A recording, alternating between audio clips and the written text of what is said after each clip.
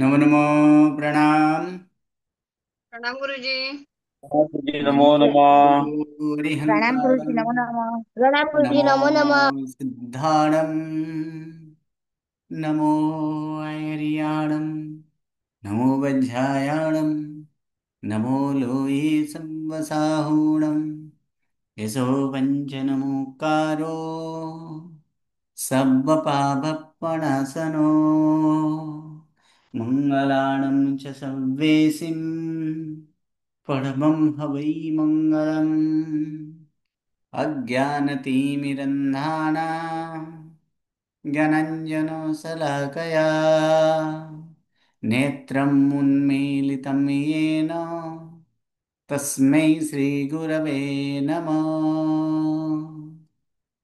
परम पूज्य पूज्यपाद कलिकाल सर्वज्ञ हेमचंद्र सुरेश्वर जी महाराजा के द्वारा विरचित सिद्ध हेम शब्दानुशासन नामक व्याकरण ग्रंथ और इसी व्याकरण ग्रंथ से उद्धरित पंडित वर्य शिवलाल जी द्वारा रचित हेम संस्कृत प्रवेशिका प्रथमा मध्यमा तथा उत्तमा ऐसे तीन विभागों से विभाजित हेम संस्कृत प्रवेशिका और इसी हेम संस्कृत प्रवेशिका मध्यमा और मध्यमा के आठवां पाठ आठवां गण और आठवें गण के धातुओं को कौन सा विकर्ण प्रत्यय लगता है। फिर से एक बार याद कर लेते हैं कि प्रथम गण के धातुओं को ओ। कौन सा विकर्ण प्रत्यय है। तो प्रथम गण के असो। विकर्ण प्रत्यय को असौ। असो।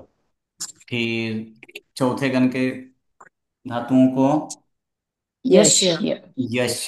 पांचवां गण के धातुओं को नुष्णु। नुस्नु। छठे गण के धातुओं को अर्ष। असौ। फिर उसके बाद आठवें गण के धातुओं को उ। उ प्रत्यय सही है और दसवें गण के धातुओं को पहले गण की तरह असौ प्रत्यय। अभी तक सातवां और नौवां ये दो गुण बाकी है। अभी जो वाक्यानुवाद जो है वो वाक्यानुवाद हम लोग कर रहे थे। अब आगे की वाक्यानुवाद अर्थात कहाँ से बाकी है, नौवां से ना। हाँ नौमा वाक्य। जी चलिए।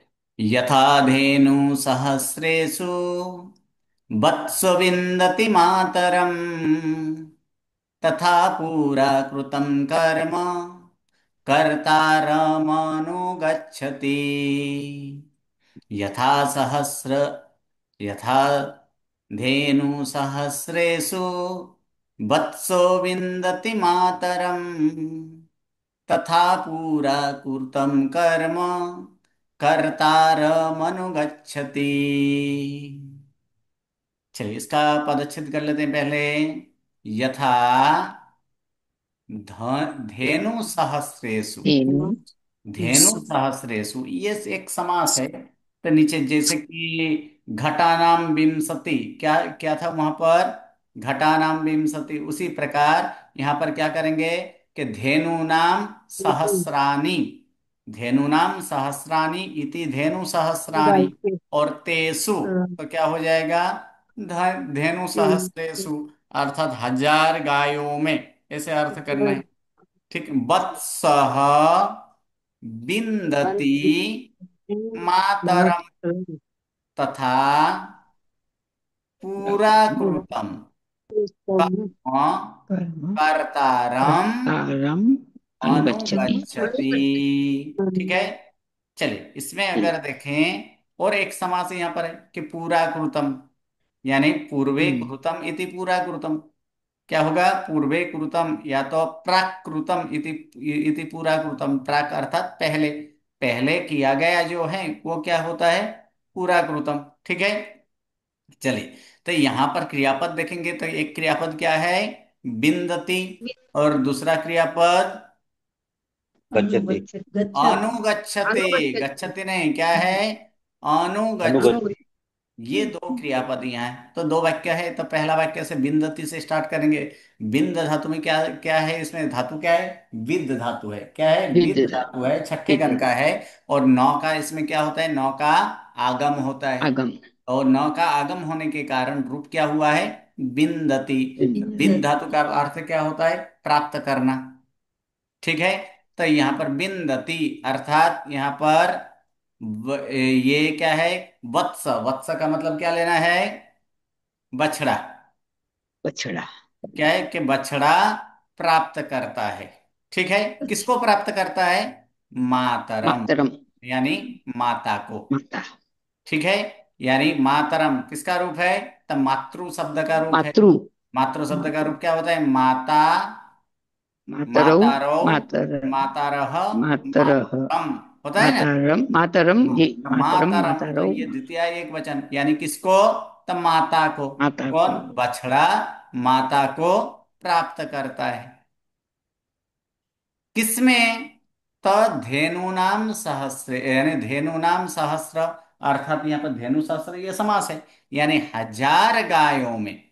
यथा, यथा अर्थात जिस प्रकार। तो अब ये पूरा वाक्य करेंगे, जिस प्रकार हजार गायों में बछड़ा माता को प्राप्त करता है। तो यहाँ पर मातरम है ना, तो यहाँ पर सस्य मातरम कर देना है। क्या कर देना है? सस्य मातरम, अर्थात अपने माता को प्राप्त करता है। तथा पूरा कृतम कर्म, एक वाक्य यहां तक पूर्ण। दूसरा वाक्य क्या है? अनुगच्छति। अनुगच्छति का मतलब होता है कि पीछे जाता है। जाना। ठीक है। पीछे जाता है। किसके पीछे? कर्ता, कर्तारम। यानी करने वाला, यानी करने वाला का पीछे जाता है। कौन जाता है? कर्म। कर्म। कैसे हैं कर्म?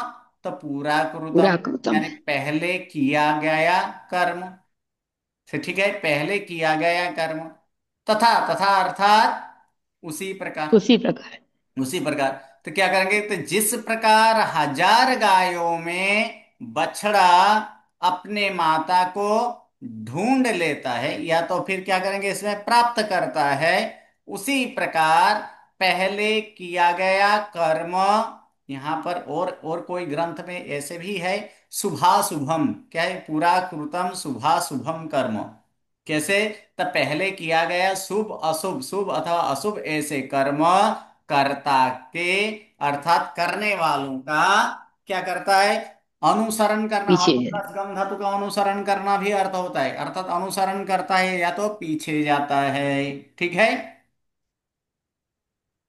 अर्थात कर्म, जो कर्म है वो कर्म किसी को भी छोड़ता नहीं है। और कर्म का फल, कर्म का विपाक, उसको भोगे बिना कर्म का फल का कहीं भी मुक्ति नहीं है, अर्थात वो छूटता नहीं है। इसलिए इस भव का कर्म, एकमात्र आयुष्य कर्म को छोड़कर बाकी सारे के सारे कर्म क्या होता है? पर भव में भी जाता है। तो वही यहाँ पर कही है कि कर्म कितने भी छिपाया जाए, कितने भी ऐसे वर्षों क्यों न लग जाए, लेकिन जिस प्रकार हजार गायों में ऐसे बछड़ा अपने माता को ढूंढ लेता है, उसी प्रकार पहले किया गया कर्म वो कर्ता को ही अनुसरण करता है।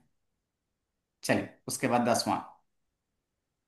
निर्गुणेष्वपि सत्त्वेषु दयां कुर्वन्ति साधव, न हि संहरते ज्योत्स्नाम् चन्द्रश्चण्डालवेश्मनि।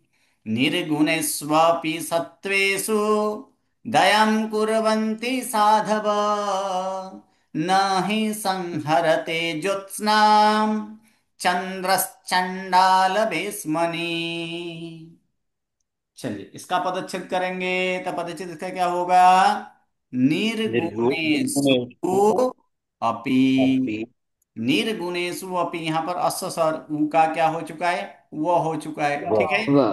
तत्वेषु दयां कुर्वन्ति साधवः, न हि संहरते ज्योत्स्नाम चंद्रः चंद्र।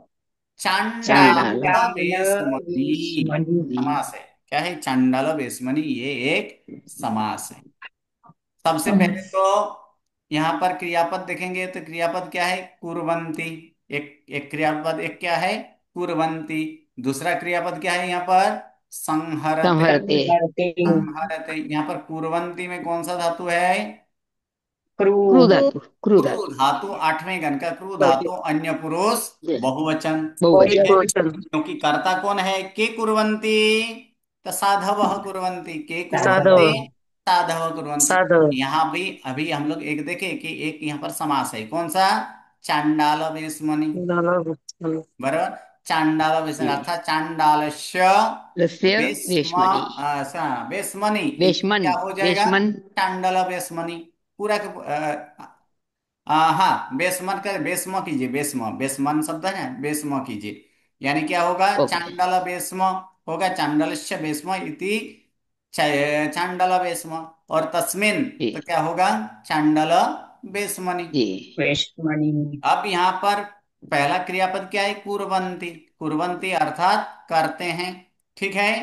के कुर्वन्ति तो साधवः, के तो कह कौ के, यानी कर्ता का प्रश्न किससे होगा? कह कौ के, क्योंकि क्रियापद बहुवचन है, यानी प्रश्न भी किससे पूछना है? बहुवचन से।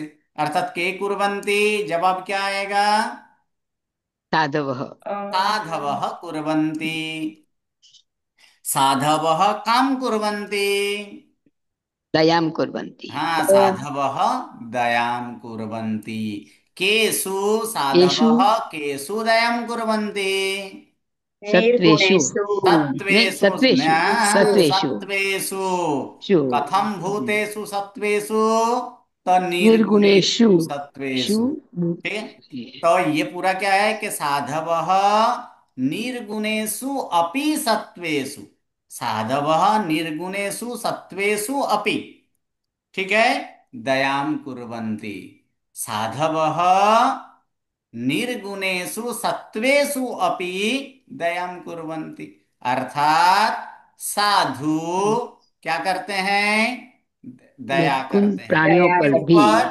तो प्राणियों के ऊपर। निर, कैसे प्राणी है? निर्गुण निर्गुण होने से भी प्राणियों के ऊपर। ठीक है। यानी साधु निर्गुण प्राणियों के ऊपर भी, अपि को बाद में ले लीजिए, क्योंकि पहले विशेषण विशेष कर दीजिए।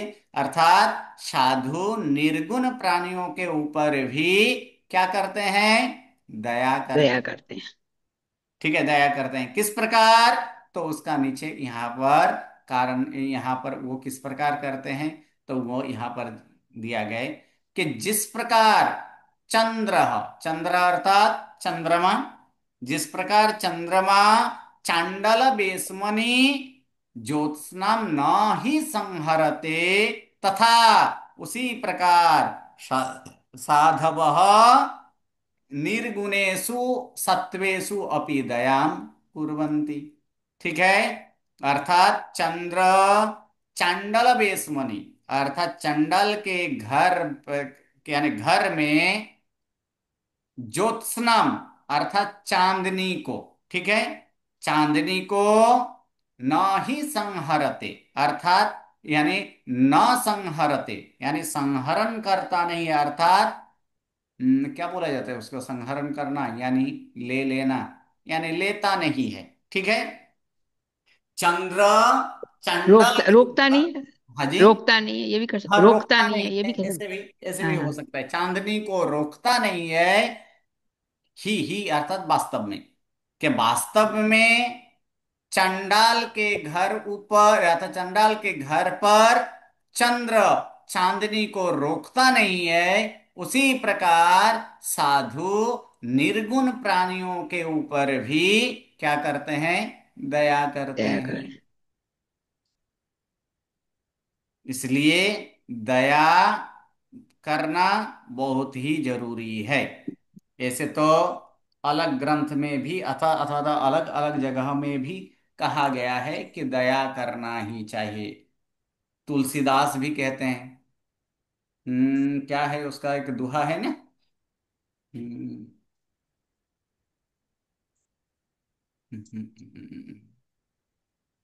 चलिए, कभी याद आएगा तो तुलसी वो। दया न छोड़िए जब तक घट में हाँ, प्राण। जब तक घट में प्राण हो। हाँ, हाँ तुलसी दया न छंडिए जब तक घट में प्राण। वही है। उसके आगे वाला दो पद है, वो पद भूला गया है। चलिए आगे की बात। गुरुजी कुले नहीं मीनिंग क्या सहसा। है गुरुजी हाँ जी। ज्योत्सना का मीनिंग ज्योत्सना का मतलब होता है चांदनी। प्रकाश चांदनी प्रकाश, चांद प्रकाश की जो प्रकाश होता है उसे ज्योत्सना कहा जाता है, अर्थात चांदनी। जी गुरु किरणें बोल सकते हैं गुरुजी, हाँ चांद जी। की किरणें। किरण चांद वो की अलग होते हैं, किरण अलग होते हैं, ज्योत्सना अलग होता है। उसके जो प्रकाश होता है जिसे हम चांदनी कहते हैं ना, जी उसे। जी जी। ओ, सर वेस्मनी मतलब क्या होता है? घर। घर। बेसमा, बेसमन शब्द का अर्थ होता है घर, और उसमें घर और सप्तमी है, इसलिए बेसमनी हुआ है। ई प्रत्यय लगा है। ठीक बेसमन, बेसमन शब्द का है घर अर्थ होता है, जो कि नपुंसकलिंग शब्द है। कुलीनैः सह सम्पर्कम् पंडितैः सह मित्रताम् ज्ञातिभिश्च समं मेलम् कुर्वाणो न विनश्यति। कुलीनैः सह सम्पर्कम् पंडितैः सह मित्रताम् ज्ञातिभिश्च समं मेलम् कुर्वाणो न विनश्यति। चलिए, पहले पदच्छेद क्या होगा? कुलीनै है। सह संपर्कम सारा। पंडितै सह मित्रताम, फिर ज्ञाति भी ही च, पदांत र के बाद च या छ ट या ठ त या थ आने पर क्या होता है? तालवश मूर्धन्य सदंत स, इसलिए यहां पर क्या हुआ? तालवश हुआ है। समम मेलम और कुर्वाणः न विनश्यति। तो इसमें एक क्रियापद अगर यहां पर देखा जाए तो एक ही क्रियापद हुए। वो क्या क्रियापद है? विनश्यति। विनश्यति। विनश्यति, नस धातु चौथे गण का, और वि उपसर्ग पूर्वक है। ठीक है, विनश्यति अर्थात विनाश पाता है। और न पूर्वक है अर्थात क्या करेंगे? विनाश नहीं पाता है, अर्थात विनाश को नहीं, अर्थात उसका विनाश नहीं होता है। ठीक है। कौन? तो कुर्वाणः, कौन? तो कुर्वाणः यहां पर एक लेंगे जनः, अध्यार से क्या ले लेना है? कुर्वाणः जनः, जन। यानी मनुष्य। कैसे मनुष्य है? तो उसका विशेषण यहां पर दिया गया है कि कुर्वाणः यानी करते हुए। ठीक है, या तो करने वाला मनुष्य, यानी करते हुए मनुष्य। क्या करते हुए? तो मेलम कुर्वाणा, यानी मेल करता, यानी मेल करते, करता हुआ, मेल करता हुआ पुरुष या तो मनुष्य विनाश नहीं पाता है। ठीक है। समम मेलम यानी साथ, किसके साथ? तो ज- ज्ञाति जाति भी, जन। अर्थात ज्ञाति जनों के साथ। अर्थात जो सगा जो होता है, सगा संबंधी जो होता है, उसे ज्ञाति जन कहा जाता है। यानी सगा संबंधियों के साथ मेल करता हुआ पुरुष या तो मनुष्य विनाश नहीं पाता है। ठीक है। और क्या करता हुआ? तो यहां पर कहा गया कि मित्रताम, मित्र शब्द है उसमें तातल लगा, यानी भावपनु अर्थ हुआ, यानी मित्रपनु। ठीक है, यानी मित्रता कहा जाता है जिसे। तो मित्रता को करता हुआ मनुष्य विनाश नहीं पाता है। किसके साथ? सह अव्यय के साथ हमेशा कौन सी विभक्ति लगती है? तृतीया। दिया। इसलिए यहां पर तृतीया लगा है कि पंडितई सह, किसके साथ मित्रता करता हुआ? तो पंडित। पंडितों के साथ मित्रता, मित्रता को करता हुआ मनुष्य क्या नहीं पाता है? विनाश नहीं पाता है। ठीक है। और क्या करता हुआ? तो संपर्कम कुर्बान, यानी संपर्क करता हुआ मनुष्य। किसके साथ? कुलीनई अर्थात कुलवानों के साथ, यानी कुलीन अर्थात कुलवान, यानी कुलवानों के साथ संपर्क, पंडितों के साथ मित्रता, और ज्ञाति यानी ज्ञाति जनों के साथ मेल करता हुआ मनुष्य विनाश नहीं पाता है। ठीक है। इस प्रकार यहाँ पर ये आठवां पाठ के जो है वो वाक्यानुवाद यहाँ पर पूर्ण हुआ। अब नौवां पाठ। तो नौवां पाठ में हम लोग यहाँ पर फिर से एक बार आठवें पाठ में आठवां गण देखे थे।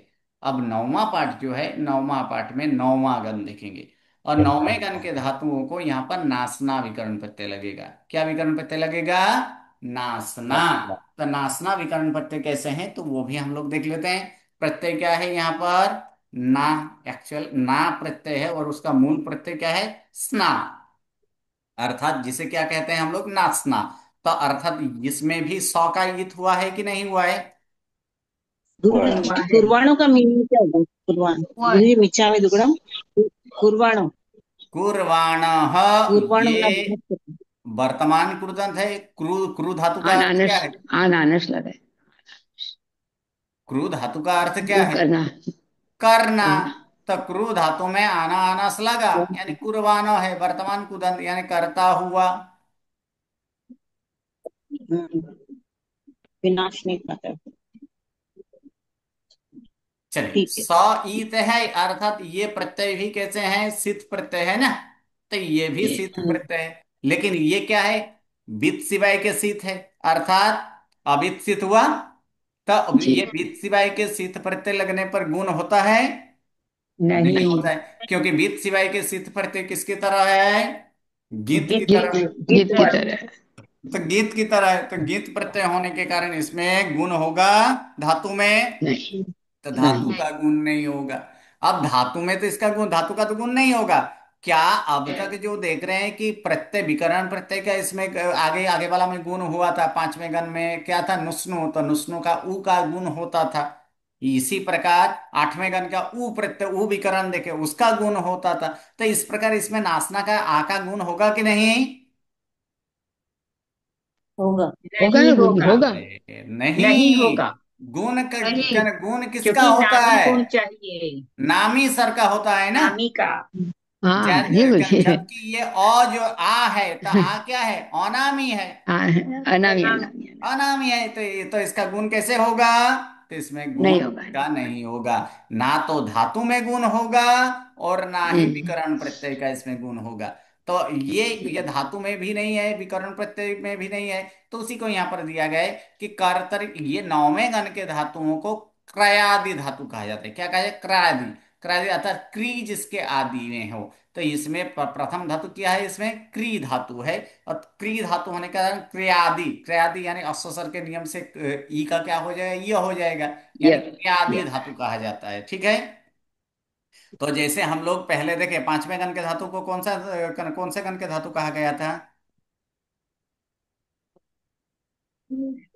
पांचवें गण के धातुओं को कौन सा धातु? यहाँ पर कौन सा गण? स्वादी, स्वादी। स्वादी, स्वादी। हाँ, स्वादि। सही है। उसी स्वादी प्रकार आठवें गण का तनादि। स्वाद। था ना। उसमें क्या था? तनादि। तन तनादि। धातु था। आठवें गण में क्या था? तनादि, तन तनादि। धातु था ना। तनादि। तनादि। तनादि। तनादि, उसी प्रकार स्वादी, इसका तनादि। क्रियादि क्या होगा? क्रियादि धातु। क्रियादि। ये क्रियादि गण, क्रियादि। क्रियादि गण अर्थात नौवां गण, क्योंकि जिसके आदि में क्री हो। तो इसे धातु पाठ में नौवें गण के प्रथम धातु क्या है? क्री है। तो इसलिए इसको क्रियादि कहा जाता है। चलिए, अब कर्तरी प्रयोग में सित प्रत्यय लगने पर नौवें गण के धातुओं को नासना विकरण प्रत्यय लगता है, और नासना प्रत्यय गीत होने से उसका गुण नहीं होगा। तो इसका सीधा सीधा हम लोग सिर्फ जोड़ देंगे। ठीक है। लेकिन दूसरा नियम यह है कि व्यंजन से प्रारंभ होने वाला अविकसित प्रत्यय पर नासना का आ का क्या हो जाता है? दीर्घ ही होता है। याद रखिएगा। वित्सित में तो कुछ नहीं, लेकिन अवित्सित में, तो अवित्सित दो प्रकार का अवित्सित हो सकता है। एक व्यंजनादि स्वर से। अवित्सित, और एक स्वरादि अवित्सित। स्वरादि। तो व्यंजनादि अविकसित होने पर आ नासना विकरण प्रत्यय का जो आ है, नासना विकरण प्रत्यय में आ है कि नहीं? है ना। नाम, है ना। नाम है, आए। तो नासना विकरण प्रत्यय का जो आ है, ये है। उस आ का क्या हो जाता है? तो उस आ का दीर्घ ई होता है। कब दीर्घ ई होता है?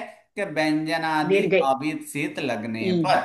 ठीक है। और दूसरा, स्वरादि अविकसित, यानी स्वरादि अविकसित हो तो स्वरादि अविकसित हो तो नासना प्रत्यय का आ का लोप होता है, जिसके लिए तीसरा नियम है कि स्वर से प्रारंभ होने वाला अविकसित प्रत्यय पर नासना प्रत्यय का आ का लोप हो जाता है। ठीक है। जो। चलिए, अब इसका हम लोग रूप देख लेते हैं। पहले रूप देख लेते हैं, उसके बाद इसका सिद्ध करेंगे।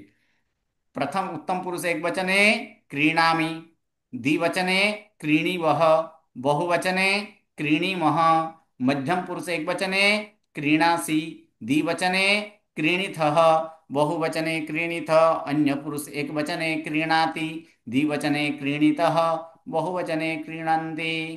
हस्तन भूतकाल उत्तम पुरुष एक वचने अक्रीणाम, द्विवचने अक्रीणीव, बहुवचने अक्रीणीम, मध्यम पुरुष एक वचने अक्रीणित अक्रीणाः, द्विवचने अक्रीणीता अक्रीणीतम, बहुवचने अक्रीणित, अन्य पुरुष एक वचने अक्रीणात्, द्विवचने अक्रीणीताम, बहुवचने अक्रीणन्। विद्यार्थ उत्तम पुरुष एक वचने क्रीणीयाम, द्विवचने क्रीणीयाव, बहुवचने क्रीणीयाम, मध्यम पुरुष एक वचने क्रीणीयाः, द्विवचने क्रीणीयातम, बहुवचने क्रीणीयात, अन्य पुरुष एक वचने क्रीणीयात, द्विवचने क्रीणीयताम, अन्य पुरुष बहुवचने क्रीणीयुः।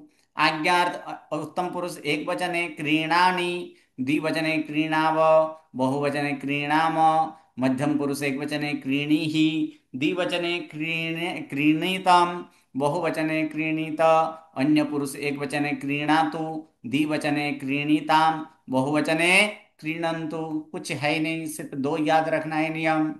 व्यंजनादि अविकसित हो तो आ का दीर्घ ई, और स्वरादि अविकसित हो तो आ का लोप। लो। याद रहेगा ना दो नियम?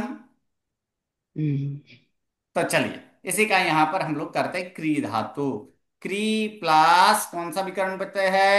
नासना। नाशना। और उत्तम पुरुष एक वचन का प्रत्यय क्या है? मी है।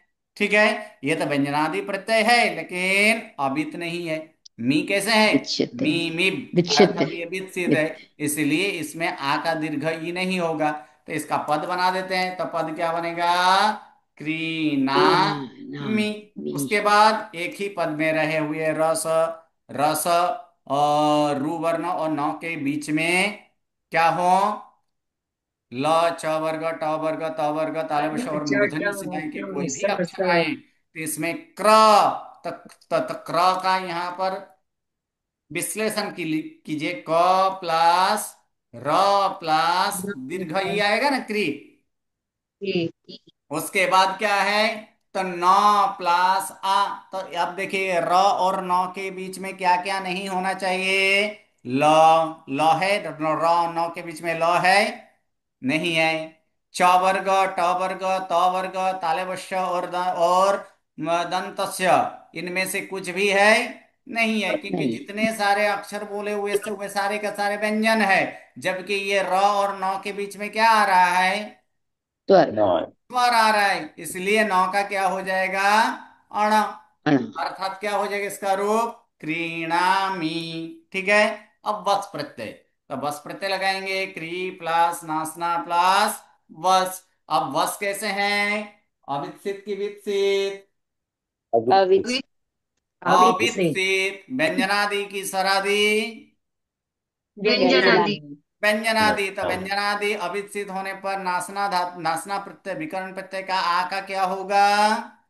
दीर्घ ई। दीर्घ ई। अर्थात क्या हो जाए? क्री प्लस अणी प्लस क्या करेंगे? वस। बस। ये बस। मिच्छा मित्रम, यहाँ पर अभी तक नी ही करना है, आगे जाकर पद बनाने के बाद उसे ये करना है। अब पद बना दीजिए, तो पद क्या बनेगा? यूनिवर्स। नी वस। अब यहाँ पर वह एक ही पद में आया है, तो पद अब बन चुका है, इसलिए नौ को क्या करना है? अण। अर्थात अण। क्या होगा? त्रीणी बस। बस। सकार र का क्या रकार होगा? विसर्ग। विसर्ग। विसर्ग। अर्थात रूप क्या हो जाएगा? क्रीणी वह। वह। ठीक है। अब जितने भी व्यंजनादि अविकसित है सभी का इस तरह से होगा कि नहीं? जी बोलिए, कोई तकलीफ क्रीणी थह करने में? कोई तकलीफ किसी को? क्रीणी थ करने में, क्रीणी तह करने में बन जाएगा? नहीं। कुछ नहीं, सिर्फ सीधा सीधा जोड़ना है। व्यंजनादि अविकसित है, इसलिए आ का क्या करना है? दीर्घ ई करना है, और कुछ नहीं करना है इसमें। एक बार ट्राई कीजिएगा, ठीक है? ये तो कुछ है ही नहीं, एक लाइन का ये है और कुछ नहीं। आज व्यंजनादि अविकसित है, तो ये प्रत्यय हमें याद रखना है। मी मिब बस मस सी सिब थस थ ती तिब तस अंति। अगर ऐसे प्रत्यय याद रखेंगे तो हमें याद रह जाएगा कि मात्र वर्तमान काल के परस्मै पदी में उत्तम पुरुष एक वचन, मध्यम पुरुष एक वचन और अन्य पुरुष एक वचन, ये तीन ही ऐसे विकर्ण, तीन ही ऐसे प्रत्यय है जो कि विकसित है। बाकी सारे के सारे, बाकी के छह कैसे हैं? अविकसित है। उसी प्रकार हस्तन का भी है कि उत्तम पुरुष एक वचन, मध्यम पुरुष एक वचन और अन्य पुरुष एक वचन का प्रत्यय कैसे हैं? विकसित है। बाकी बाकी के छह अविकसित है। ठीक है। अब देखिए, अब इसी प्रकार से अब एक स्वरादि का देख लेते हैं। तो स्वरादि का यहां पर हम लोग देखेंगे तो स्वरादि में अंति प्रत्यय है। अंति प्रत्यय है ना? क्री प्लस ना प्लस अंति। ठीक है, तो क्री प्लस ना प्लस अंति। अब ये स्वरादि, ये अविच्छित भी है, अंति प्रत्यय अविच्छित है, लेकिन ये स्वरादि अविच्छित, और स्वरादि अविच्छित होने पर तीसरे नंबर नियम से क्या होगा, नासना धातु का जो आ है, उस आ का क्या हो जाता है, लोप हो जाता है। तो इसका हम लोग लोप कर देंगे, क्री प्लस आ का लोप कर देंगे, तो नौ कैसे होगा, आधा होगा कि नहीं, आधा। प्लस यहाँ पर क्या करेंगे, अंति, अर्थात रूप क्या बनेगा, क्री नंति। फिर इसमें नौ का अणा कर देंगे, अर्थात रूप क्या होगा, क्रीणंति। बोलिए, कोई किसी को तकलीफ वर्तमान काल में, नहीं। हो जाएगा गुरु सभी जी को। क्रीणंती का एक हाँ बार, जी, गुरु जी क्रीणंती का एक बार फिर से बताइए। क्रीणंति देखिए लिखा होता है क्री प्लस नासना प्लस अंति, और तीसरा नंबर नियम से, क्योंकि अंति प्रत्यय स्वरादि अविच्छित है, और स्वरादि अविच्छित होने पर नासना धातु का जो आ है, उस आ का लोप होता है। अब नासना धातु का ना को कैसे लिख सकते हैं हम लोग, नौ प्लस आ लिखा जा सकता है, जी गुरु जी। तो आ का लोप कर देंगे तो बाकी क्या रहेगा, नौ ही रहेगा ना। जी हाँ जी रहेगा। समझ गई। इसलिए क्री प्लस नौ प्लस अंति, इसलिए क्रीणंति, और फिर पद बनने के बाद नौ का अणा होता है, इसलिए रूप क्या होगा, क्रीणंति। क्रीणंती। जी गुरु जी धन्यवाद। अब हस्तन भूतकाल है, तो हस्तन भूतकाल के नियम को याद कर लेते हैं, कि हस्तन भूतकाल अगर हो तो धातु के पूर्व में अ लगता है। अ लगाया जाता है, सही है, धातु के पूर्व में अ लगाया जाता है, और अगर स्वरादि धातु हो तो धातु का इसका स्वर का आदि स्वर की दीर्घ वृद्धि, वृद्धि वृद्धि होगी, वृद्धि। अ न लगाकर उसमें क्या करना, आदि स्वर की वृद्धि। और तीसरा और एक नियम है, अगर धातु उपसर्ग सहित हो तो, धातु क्रिया के पहले और उपसर्ग के बाद में हाँ, लगेगा। उपसर्ग के बाद और धातु के पूर्व में क्या लगाया जाता है, अ लगाया जाता है। ओके। जबकि ये क्री धातु ना तो कोई उपसर्ग वाला हो है, और ना ही स्वरादि है, ठीक है, तो इसको सीधा सीधा है, तो धातु के पूर्व में क्या लगेगा, अ लगेगा, अ प्लस क्री प्लस नासना प्लस प्रत्यय क्या है, अम प्रत्यय है ना, कहना यहाँ पर अम प्रत्यय है। अब यहाँ पर समान स्वर के बाद सौ समान स्वर आए तो क्या होता है, दीर्घ होता है। दीर्घ स्वदीर्घ हो होता है। जाता है। आ और अ कहाँ पर, नासना में रहा हुआ आ, और उसके बाद प्रत्यय का अ, ये दोनों मिलकर क्या हो जाएगा, समान स्वर के साथ सौ समान स्वर मिलकर सदीर्घ, परिणाम। अक्रीणाम, ऐसे होगा, अक्रीणाम। और उसके बाद पद बनने के बाद नौ का क्या कर देना है, अण, अण अण अर्थात क्या हो जाएगा, अक्रीणाम। परिणाम। आगे यहाँ पर अ लगेगा, यानी क्या होगा इसमें, अक्रीणाम बन जाएगा। यस। उसके बाद दूसरा, फिर से एक अ प्लस क्री प्लस प्लस प्रत्यय क्या है, वो प्रत्यय है ना, वह प्रत्यय। वो प्रत्यय कैसे हैं, अविच्छित है, और अविच्छेद। व्यंजनादि की स्वरादि, व्यंजनादि। व्यंजनादि है, तो व्यंजनादि होने पर क्या होता है, आ का, दीर्घ ई। आ का दीर्घ ई, अर्थात क्री ना है, ना की जगह हम लोग क्या कर देंगे, नी करेंगे, वो। अब इसका पद बना देंगे, तो पद क्या बनेगा, अक्रीनी व, और फिर नौ का क्या होगा, अण अणा, क्रीणी अर्थात क्या रूप होगा, अक्रीणी व। ठीक है। अब एक स्वरादि अविच्छित यहाँ पर देख लेते हैं, तो स्वरादि अविच्छित में क्या है, अन प्रत्यय है, जी। अ प्लस पी प्लस नासना प्लस क्या लगाएंगे, अन प्रत्यय स्वरादि है, इसलिए नासना का आ का क्या होगा, लोप। लोप तो लोप हो फिर यहाँ जाएगा। पर लोप कर देंगे, तो नौ आधा प्लस अन, यानी क्या रूप बनेगा, अ क्रीडन। क्रीडन। और फिर नौ का क्या करेंगे, अणो कर देंगे, अर्थात अक्रीडन। ठीक है। विद्यार्थ में सब में तो दीर्घ होगा, दीर्घ ही होगा, क्योंकि विद्यार्थ का सारे के सारे प्रत्यय कैसे हैं, व्यंजनादि है कि नहीं, जी। तो उसमें क्या हो जाएगा, क्रीणियाम क्रीणियाव क्रीणियाम, वो पूरा का पूरा है। अब यहाँ पर आज्ञार्थ, तो आज्ञार्थ उत्तम पुरुष एक वचन, तो उत्तम पुरुष एक वचन में क्या प्रत्यय है, आनी, आई। है ही नहीं। हाँ आनी आनी आनी सॉरी हाँ आनी परस्मैपदी क्या कर रहे आत्मा हैं? परस्मै करना हाँ परस्मै हाँ, आनी परस्मैपदी क्या कर रहे हैं? तो यानी क्या हो जाएगा? जी क्री प्लस आनी नासना प्लस आनी, और समान स्वर के बाद सौ समान स्वर लगे तो सौ दीर्घ होता दीर्घ है। दीर्घ, अर्थात क्या होगा? क्रीनानी पद बनने के बाद नौ का क्या कर देना है? अण। अणा तो क्या हो जाए? क्रीणानी। ठीक है। आब लगे तो क्रीणाब, आमो लगे तो क्रीणाम। इसमें लोग क्यों नहीं है? स्वरादि प्रत्यय, स्वरादि ऐसे प्रत्यय है फिर भी स्वरादि वित्सित है, अवित्सित नहीं है। क्या होगा? अवित्सित में लोप होता है, वित्सित में लोप नहीं होता है। इसलिए इसलिए क्रीणानी, क्रीणाव, क्रीणाम। अब ही प्रत्यय, तो ही प्रत्यय के लिए एक हम लोग क्या नियम देखे थे? ऊ के बाद अगर ही हो तो लोप होता है, लेकिन इसमें ऊ के बाद ही है क्या आ के बाद ही है? ओके आपके बाद इसमें आ के बाद ही है, इसलिए ही का यहाँ पर क्या नहीं होगा? लोप नहीं होगा। अर्थात इसका क्या हो जाए? क्रीना ही, और नौ से अणा कर दीजिए, अर्थात क्या बन जाएगा?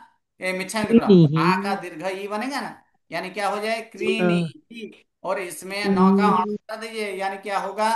क्रीणी ही। ठीक है। और क्रीणातु जो है उसमें एकमात्र क्या है? क्रीणातु वह विकसित है, तो समान स्वर, ये समान स्वर नहीं, डायरेक्ट उसमें सिर्फ एक ही नियम लगेगा, नौ का अणा करना है। ठीक है। तो क्रीणातु उसी प्रकार यहाँ पर आत्मनिपदी में ही भी, तो आत्मनिपदी का जो है वो आप सबको करके लाना है। ठीक है। कुछ जी नहीं है, सिर्फ प्रत्यय लगाना है और कुछ नहीं है। उसके बाद जो है, अब यहां पर के ये धातु तो स्वरादि धातु में इस तरह से करना है। अगर धातु बेचा स्वरांत धातु में, अगर व्यंजनांत धातु जैसे क्री धातु वो स्वरांत धातु के व्यंजनांत धातु स्वरांत धातु। स्वरांत स्वरांत स्वरांत धातु है। अब व्यंजनांत धातु हो तो क्या करना है? तो उसके लिए एक नियम यहाँ पर है कि व्यंजनांत धातुओं को नासना, नासना विकरण सहित ही प्रत्यय का आना होता है। तो ही प्रत्यय कहाँ आता है? आज्ञार्थ मध्यम पुरुष आज्ञार, एक वचन मध्यम पुरुष मध्यम एक पुरुष वचन। एक वचन एक क्वेश्चन। और और कुछ नहीं करना है। व्यंजनांत धातु के लिए सिर्फ एक ही नियम है कि अगर व्यंजनांत धातु हो तो फिर क्या करना है? वहां पर ही प्रत्यय सहित नासना का क्या हो जाता है? आना होता है। जैसे उदाहरण के स्वरूप में एक पूस धातु है। ठीक है। तो यहाँ पर एक पूस धातु हम लोग ले लेते हैं कि उदाहरण के लिए यहाँ पर पूस धातु लेंगे। क्या लेंगे? पूस धातु। ये पुष प्लस नासना प्लस ही, बाकी उसी प्रकार से है। हाँ? तो पुष प्लस नासना प्लस ही, तो नासना के ये व्यंजनांत धातु है, इसलिए ना और ही ये दोनों मिलकर क्या हो जाएगा? आन। आना। आन। क्या है? आना होगा। क्या होगा इसमें? आना। तो ये अब पद बन जाएगा, तब पद क्या बनेगा? पूसा न। और नौ का आना। यहाँ भी फिर से एक बार क्या होगा? अणा होगा, आना। क्योंकि र स और रू वर्ण और नौ के बीच में, तो इसमें मूर्धन्य स और नौ के बीच में आया है, इसलिए अणा होगा। तो फिर क्या हो जाएगा इसमें? पूषाण। बाकी का जैसे ऊपर देखे क्री के अनुसार ही चलेगा। जैसे पुष धातु का यहाँ पर है, क्या है यहाँ पर? पुष प्लस नासना प्लस मी, तो इसमें रूप क्या होगा? तो पुष क्या हो जाएगा? पुषना और मी, और नौ का क्या कर देंगे? अणा कर देंगे, अर्थात रूप क्या होगा? पुषणामी। मी ठीक है। स्नामी इस प्रकार यहाँ पर पुष्णामी। अब वस प्रत्यय यहाँ पर लगाते हैं, तो वस प्रत्यय लगाएंगे तो क्या होगा? पुष प्लस नासना प्लस क्या होगा? वस। तो वस व्यंजनादि है, और व्यंजनादि होने के कारण क्या बनेगा? इसका क्या होगा? आ का दीर्घ दीर्घ ई, ई। अर्थात क्या हो दीर्घ जाएगा? ही ई हो जाएगा प्लस वस, अर्थात यहाँ पर क्या हो जाएगा? पुष्णी। यानी पुष्णी अर्थात यहाँ पे वास। नौ का अणा डायरेक्ट कर ही देते हैं, क्या हो जाएगा? पुष्णी वस। स का बस र और र का विसर्ग विसर्ग, अर्थात क्या हो जाएगा? रो पुष्णी उष्णी वह। वह इसी प्रकार पुष्णी मह, पुष्णाशी, पुष्णीथ, पुष्णीथ, पुष्णाति, पुष्णीतः। अब अंति है, अंति स्वरादि है, तो आ का लोप कर देंगे, तो फिर